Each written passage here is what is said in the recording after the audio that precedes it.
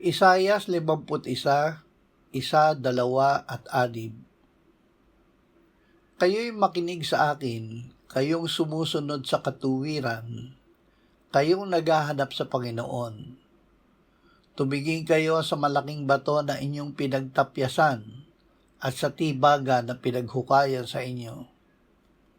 Tingnan ninyo si Abraham na ama ninyo at si Sarah na nagsilang sa inyo, sapagkat nang siya'y iisa ay tinawag ko siya at pinagpala ko at pinarami siya. Itingin ninyo ang inyong mga mata sa mga langit at tingnan ninyo ang lupa sa ibaba, sapagkat ang langit ay mapapawing pawang usok at ang lupa ay malulubang parang bihisan at silang naninirahan doon ay mamamatay sa gayunding paraan. Ngunit ang pagliligtas ko ay magpakailanman at hindi magwawakas ang aking katuwiran.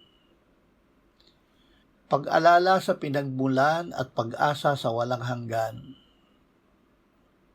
Alalahanin natin ang ginawa ng Diyos noong nakaraan upang makita natin ang katiyakan ng kanyang mga pangako sa hinaharap.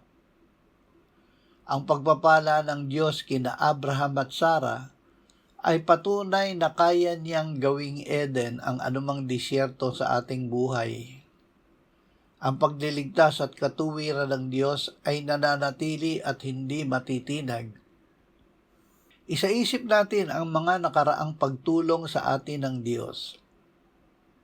Siya ay tapat, kaya't ilagay natin sa kanyang kamay ang ating kinabukasan upang maging ligtas, anuman ang mangyari sa mundo.